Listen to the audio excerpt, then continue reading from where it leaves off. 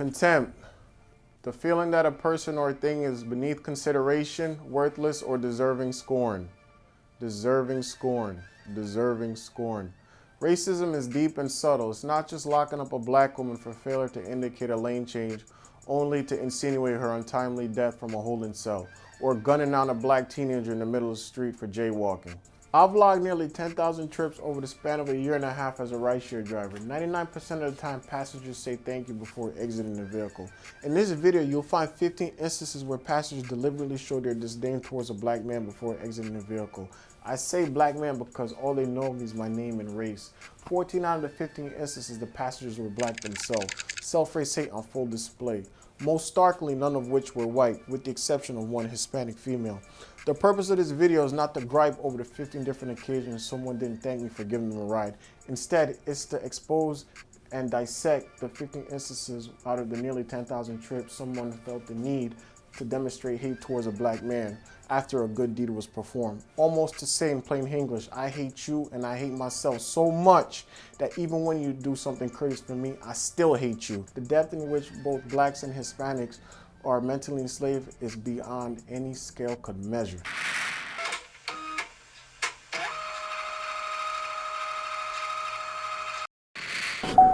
Here I'm picking up a mother and daughter. Everything starts off cordial and we even exchange a chuckle. Hello. Yeah. Jersey City. Yep.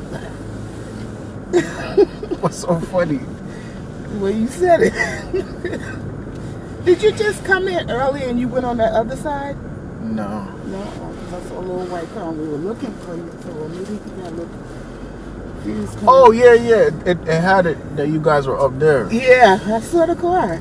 And I said to the nurse, I said, I think that's him because people get a little confused when they come into this complex.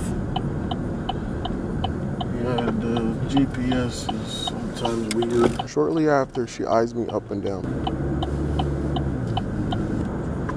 This 146, right here in front of the white man, right here. Pay attention to her left hand and mouth. She aggressively grabs her backstrap, wishing it were me.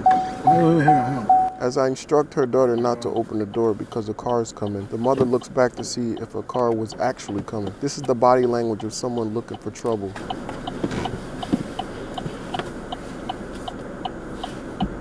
Her daughter slams the door in disgust. Where is all of this disgust, hostility, finger pointing, door slamming, and mean mugging coming from?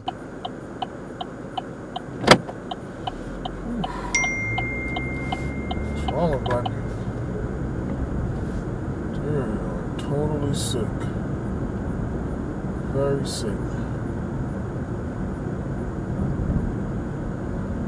Very, very sick. At the beginning of all trips, I make it an effort to say hello first to greet each passenger. That's if they don't beat me to it. I do this because I noticed with certain passengers wanted to enter the car without acknowledging me. No eye contact or a hello, which is weird considering we're in close quarters and they're expecting me to drive them to their destination. Very strange. Here we have a visibly gay man. Right.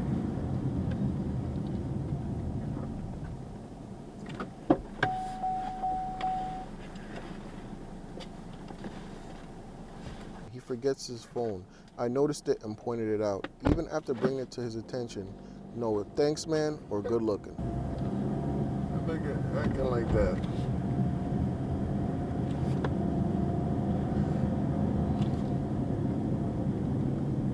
Oh shit. Poor guy.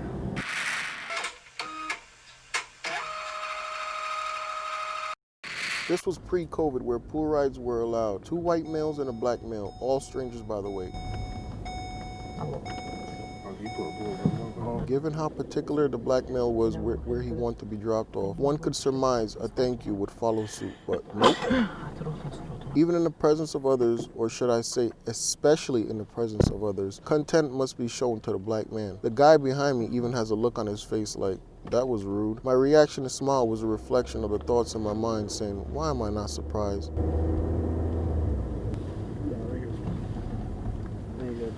Contrast that to this guy saying, thank you, I appreciate it.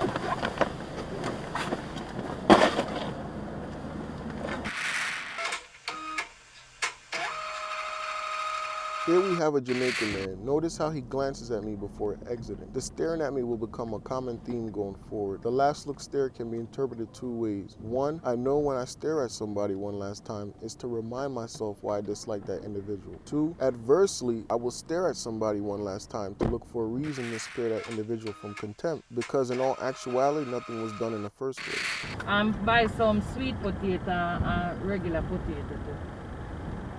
Want to do the bake sitting when you send me one before. Here we have a Jamaican woman. Self-race hate amongst blacks has no boundaries.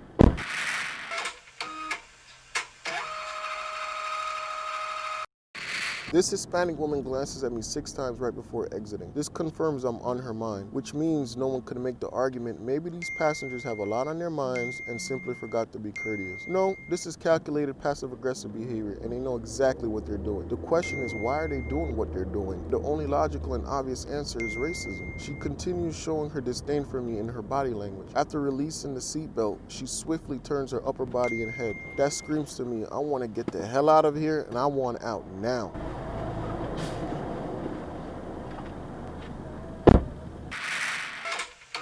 Dr. Francis Cress Welsing once said black people need to stop name-calling one another, stop cursing at one another, stop squabbling with one another, stop gossiping about one another, stop snitching on one another, stop being discourteous and disrespectful towards one another, stop robbing one another, stop stealing from one another, stop fighting one another, stop killing one another, stop using and selling drugs to one another, stop throwing trash and dirt on the streets and in places where black people live, work, and learn.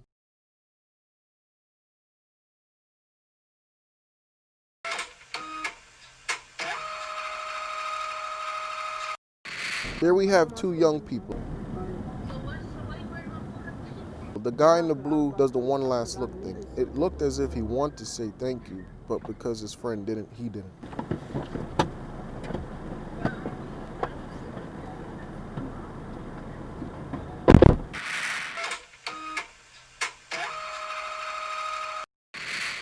This guy does the one last look thing as well, but only here I feel like he had the intentions of being courteous but just couldn't muster up enough energy to say thanks. So he just looked at my backside instead. Looking at my backside with the intentions of being courteous is just as good as being intentionally discourteous.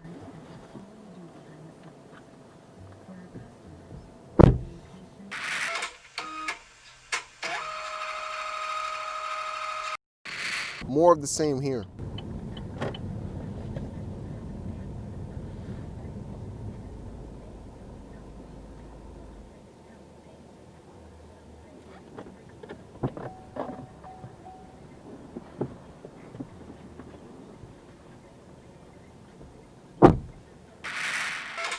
Malcolm X once said, "We black men have a hard enough time in our own struggle for justice and already have enough enemies as it is to make the drastic mistake of attacking each other and adding more weight to an already unbearable load." When we see that our problem is so complicated and so all-encompassing in its intent and content, then we realize that it is no longer a Negro problem confined only to an American Negro, that it is no longer an American problem confined only to America, but it is a problem for humanity. Watch how this person quickly springs up to grab their bag, turn their upper body and head away from me, in anticipation of me turning back to look at him as the car comes to a stop. 1, I've never seen an overweight person move so fast in my life. 2, I know when I pull on a lever to open the door, I never turn my entire body to do so, especially if the door hasn't opened yet.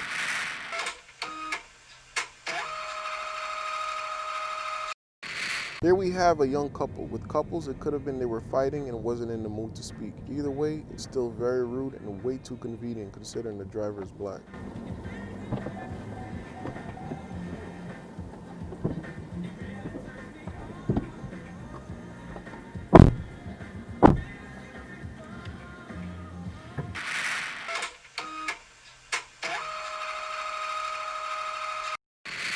The snobbish look this guy gives me as he stares at me is affirmation. Throughout this trip, this person must have stared at me over 20 times with the same look on his face. Obviously, for the sake of time, I shortened every video.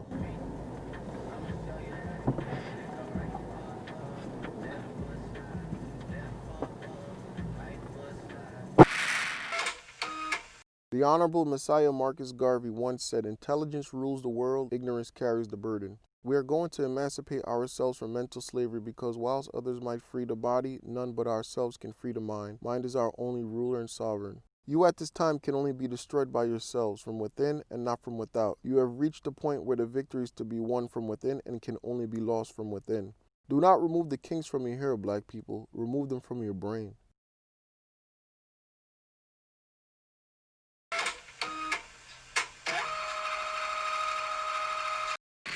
Here we have an African-American male. He glances at me 3 times prior to exiting, which again confirms I'm on the passenger's mind. One Viagra at the lowest prices. Never pay $15 in pill pharmacy prices again. Get Viagra for less than $3 a pill. Call 800-358-4114 and save up to $500 and get 40 pills for just $99.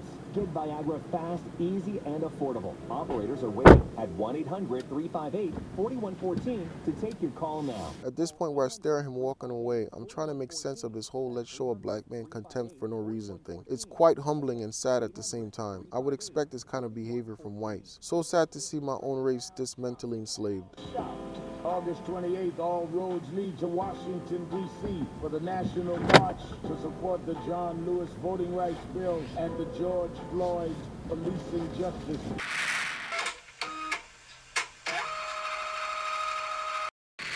Here we have an Afro-Latino. He does the last look thing as well, which indicates premeditation, followed up with contempt.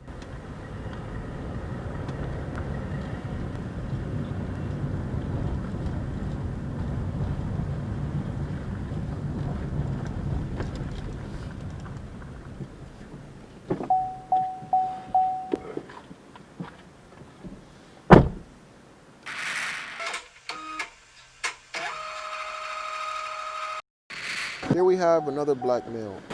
Hello? Hello? Yeah, what's up, man? You just wanted to say hi, sucker? Huh? You just wanted to say hi? It's good, nigga. Getting this money in the rain, huh? Absolutely.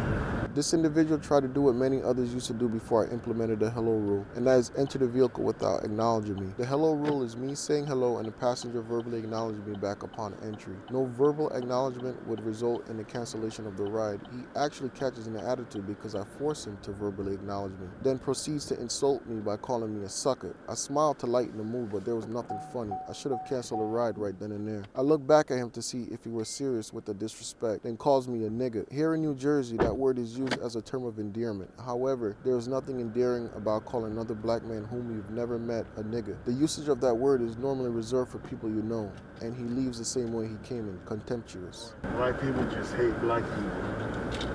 There's just no 2 ways around it. There's no 2 ways around it, Jay. It's just no 2 ways around it.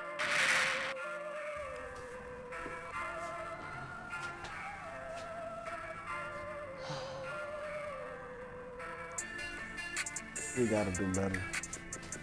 We gotta do better. This is crazy. I'm anti-racism coach. Follow me on YouTube. And have a good day. Studying the dynamics of each situation, we have a mother and daughter, a gay man that forgot his belonging, contempt in the presence of strangers, people of Caribbean descent, people of Hispanic descent, young people, hermaphrodite, an overweight individual, a couple, and African American descent. A wide-ranging spectrum, and no matter the scenario, contempt was shown. Black people, we have a long way to go.